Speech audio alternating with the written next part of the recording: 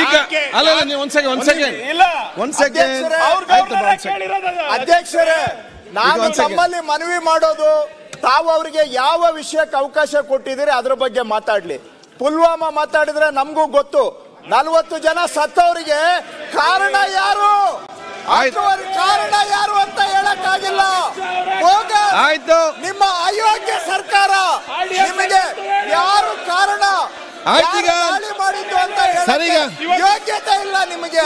ನೀವು ಹೀಗೆ ಮುಂದುವರಿಸಬೇಕಾ? ಅದಕ್ಕೆ ಇದನ್ನು ಪರಿಹಾರ ಆಗ್ಬೇಕು. ಅಯೋಗ್ಯರು ಇವರು. ಆಯ್ತು, ಅಯೋಗ್ಯ ಸರ್ಕಾರ. ಸರಿಗ ಅನಿಸೀಗ ಅಯೋಗ್ಯ ಅಯೋಗ್ಯ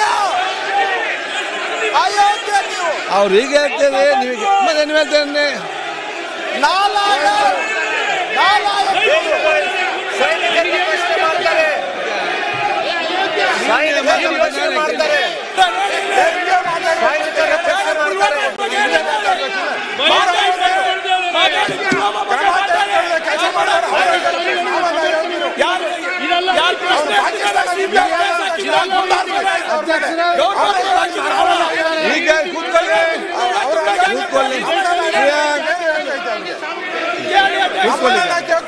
ನೀವು ಸರ್ಕಾರದಲ್ಲಿದ್ದೀರಿ, ಕೂತ್ಕೊಳ್ಳಿ.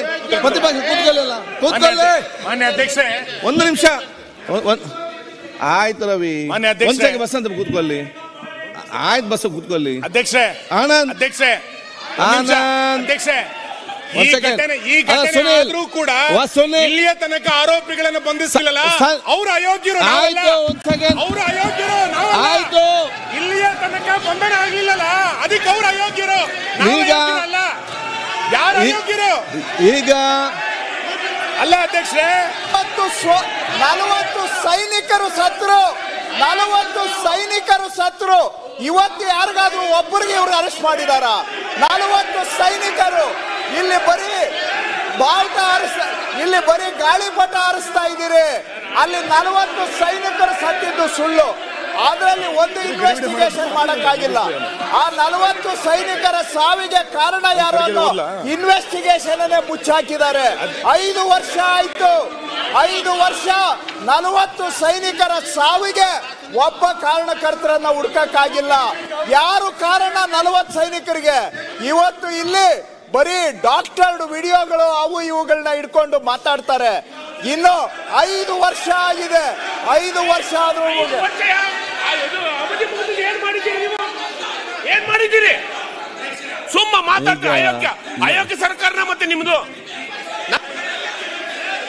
ಸುಮ್ಮನೆ 5 ವರ್ಷ ಆಯ್ತು ನಿಮ್ಮ ಮನೆ ಬರ್ಕೇನು ಅದ್ರ ಬಗ್ಗೆ ನಮ್ಮ ಬಗ್ಗೆ ಮಾತಾಡ್ತೀರಿ ನೀವು. ಇವತ್ತು ಇದನ್ನೆಲ್ಲ ರಾಜಕಾರಣ ಬಿಟ್ರೆ ಬದ್ಲಿ ಏನು ಗೊತ್ತಿಲ್ಲ ನಿಮ್ಗೆ. ಈ ದೇಶದ ಅಭಿವೃದ್ಧಿ ಗೊತ್ತಿಲ್ಲ. ಕುಂದರಿ ಸಾಕು ನೋಡಿದ್ದೀವಿ.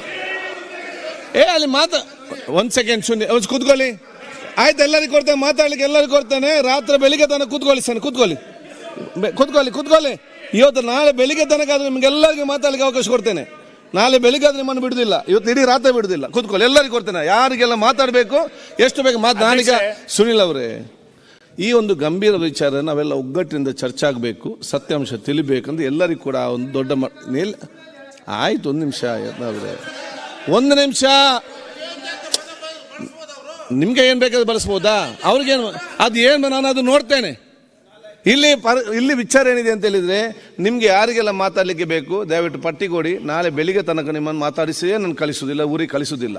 ಒಂದು ಇಲ್ಲಿ ಪ್ರಶ್ನೆ ಏನಿದೆ ಅಂತ ಹೇಳಿದ್ರೆ, ಈ ಒಂದು ಗಂಭೀರತೆ ಒಂದು ವಿಚಾರವನ್ನು ತಾವು ಪ್ರಸ್ತಾವ ಮಾಡುವಾಗ ನಮಗೆ ಅಷ್ಟೇ ಆ ನೈಜವಾದ ಅದು ಆಗಿದ್ದಲ್ಲಿ ಸೂಕ್ತ ತನಿಖೆ ನಡೆಸಿ ಆಗಿದ್ದಲ್ಲಿ ನೈಜವಾದ ಆರೋಪಿಗೆ ಪತ್ತೆ ಕಠಿಣ ಅದು ನಮ್ಮ ಆಯ್ತು.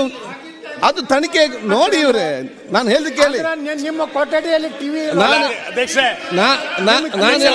ಒಂದು ನಿಮಿಷ ಅಲ್ಲ, ಯಾರಾದ್ರೂ ನೋಡಿ ಅದನ್ನು ಪತ್ತೆ ಹಚ್ಚಿ. ಒಂದ್ ಸೆಕೆಂಡ್ ಸುನೀಲ್, ಅದಕ್ಕೆ ಕಠಿಣವಾದ ಕ್ರಮ ತೆಗೊಳ್ಬೇಕಂತ ಹೇಳಿ ಇಲ್ಲಿ ಚರ್ಚೆ ಆಗುವಂತದ್ದು. ತಾವು ಪದೇ ಪದೇ ನಮ್ಗೆ ಅಡ್ವೈಸ್ ಮಾಡ್ತಾ ಇದ್ದೀರಾ, ನಮ್ದೇನು ಅಭ್ಯಂತರ ಇಲ್ಲ. ತಾವು ಆ ಸ್ಥಾನದಲ್ಲಿ ಕೂತ್ಕೊಂಡು ಆಗಿದ್ದಾರೆ ಅನ್ನೋ ಪ್ರಶ್ನೆ ಬರಬಾರ್ದು. ಚರ್ಚೆ ಆಗ್ತಾ ಇರೋದು ಅದ್ರ ಬಗ್ಗೆನೇ ಚರ್ಚೆ ಆಗ್ತಾ ಇರೋದು. ಹೌದಪ್ಪ, ಚರ್ಚೆ ಆಗ್ತಾ ಇರೋದು. ಒಂದು ನಿಮಿಷ ನಾನು ಹೇಳಿದೆ, ಒಂದೇ ನಿಮಿಷ. ಈ ಘಟನೆ ನಡೆದಾಗ ಒಳ್ಳೆಯವರು ಇದ್ರು, ಅಲ್ಲಿ ಈ ದೇಶದ ಕೆಟ್ಟವ್ರು ಎಲ್ಲಿದ್ರು ಅಲ್ಲಿ ಒಳ್ಳೆಯವರು ಇರ್ತಾರೆ. ಈ ಘಟನೆ ಅವರು ಪಾಕಿಸ್ತಾನ ಬಗ್ಗೆ ಘೋಷಣೆ ಕೂಗಿದಾಗ ಅಲ್ಲಿ ರಾಜಾಜಿನಗರದ ಒಬ್ಬ ಕಾರ್ಯಕರ್ತ ಇರ್ತಾನೆ. ಅವನು ಕಾಂಗ್ರೆಸ್ ಅವನೇ ರಾಜಾಜಿನಗರದ ಕಾರ್ಯಕರ್ತ ಅವನು. ನಾನು ನೋಡಿದೆ ಆ ಫೋಟೋದಲ್ಲಿ.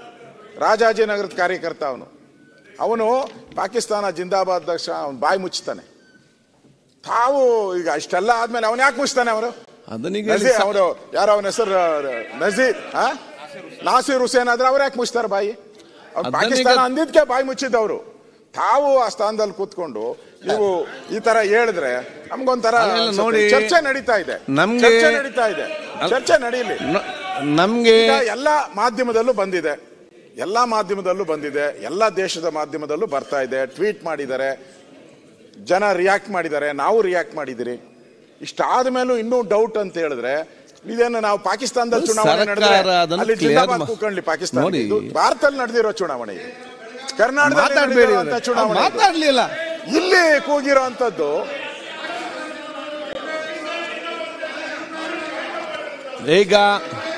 ಈಗ ಕೂತ್ಕೊಳ್ಳಿ. ಈಗ ನಾನು ಹೇಳ್ದಿಷ್ಟೇ ಸುನೀಲ್ ನಾನು ಇಷ್ಟ ಹೇಳ್ತಿದ್ದೇನೆ. ಇದು ರಾಜ್ಯ ಮತ್ತು ದೇಶದ ಇಂಟ್ರೆಸ್ಟ್ ಅಲ್ಲಿ ಆಗುವಂತ ಚರ್ಚೆ, ಸಮಗ್ರವಾದ ಚರ್ಚೆ ಆಗಲಿ.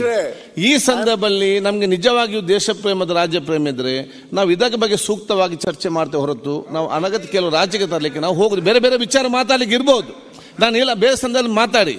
ಅದನ್ನ ನಾನು ಹೇಳಿದಿಷ್ಟೇ ಅಂತ ಹೇಳಿದ್ರೆ ಅದಕ್ಕೆ ನಾವು ಫೋಕಸ್ ಮಾಡಿಕೊಂಡು ಇವತ್ತು ಈ ರೀತಿಯ ಆ ವಿಚಾರ ಅದೇ ಬಗ್ಗೆ ಫೋಕಸ್ ಮಾಡಿಕೊಂಡು ಹೋಗೋ ವಿಚಾರ ಆಗಲಿ. ಯಾಕೆಂದ್ರೆ ಹೇಳಿದ್ರೆ ಏನಾದರೂ ಒಂದು ಉದ್ದೇಶ ಇಲ್ಲಿ ಮಾತಾಡೋದು ಅಲ್ಲಿ ಆಟೋಮ್ಯಾಟಿಕ್ ಅದಕ್ಕೆ ರಿಯಾಕ್ಷನ್ ಬರ್ತದೆ. ಅಲ್ಲಿಂದ ಬರುವಾಗ ಇಲ್ಲಿ ನಿಜ ಏನು ನಮ್ಮದು ಫೋಕಸ್ ಇದೆ ಅದು ಬಿಟ್ಟು ಹೋಗುವಂಥ ವಿಚಾರ ಇವತ್ತು ಆಗ್ತದೆ. ಅದಕ್ಕೆ ನಾವು ಯಾರು ಕೂಡ ಅವಕಾಶ ಮಾಡಿ ಕೊಡೋದೇ ಇಲ್ಲ.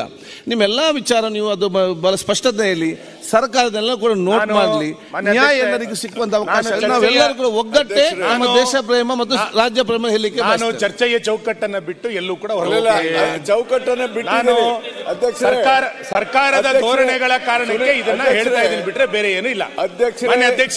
ಅಧ್ಯಕ್ಷರೇ ಸುನೀಲ್ ಕುಮಾರ್ ಸದಸ್ಯರು ತಮ್ಮ ಚೌಕಟ್ಟನ್ನ ಬಿಟ್ಟು ಎಲ್ಲಿ ತನಕ ಆಕ್ಷೇಪಣೆ ಏನು ಅನ್ನೋದನ್ನ ಬೇಕಾದ್ರೆ ನಾನು ಹೇಳ್ತೇನೆ. ಅಲ್ಲ ಅಧ್ಯಕ್ಷರೇ, ಪಾರ್ಲಿಮೆಂಟ್ ನಾನು ಮತ್ತೆ ಕಚೇರಿ ವೆರಿ ಸೀರಿಯಸ್ ಅಲ್ಲಿ ಕರ್ಸಿ ನಾನು ಕೇಳ್ತೇನೆ ನಿಮ್ಮ ಜೊತೆ. ನೋಡಿ, ಆಫೀಸ್ಗೆ ಬನ್ನಿ ಡೆಪ್ಯೂಟಿ ಸ್ಪೀಕರ್ ಇಲ್ಲಿ ಬನ್ನಿ. ಅಧ್ಯಕ್ಷರೇ, ಡೆಪ್ಯೂಟಿ ಅವರೇ ಇಲ್ಲಿ ಬನ್ನಿ, ನೀವು ಬನ್ನಿ ಆಫೀಸ್ ಬನ್ನಿ, ಅಲ್ಲಿ ಒಳಗಡೆ ಬನ್ನಿ.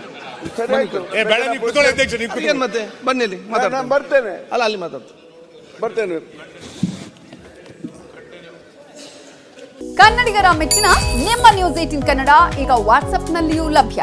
ಕರ್ನಾಟಕ ಮತ್ತು ದೇಶ ವಿದೇಶದ 360 ಡಿಗ್ರಿ ಸುದ್ದಿ ವಿವರವನ್ನ ನೀವು ನಿಮ್ಮ ಕೈ ಬೆರಳುಗಳಲ್ಲಿಯೇ ಪಡೆಯೋದಿಕ್ಕೆ ಈ QR ಕೋಡ್ ಅನ್ನ ಸ್ಕ್ಯಾನ್ ಮಾಡಿ. ನಮ್ಮ ಚಾನೆಲ್ ಅನ್ನ ಫಾಲೋ ಮಾಡಿ, ನೋಟಿಫಿಕೇಶನ್ ಆನ್ ಮಾಡಿ.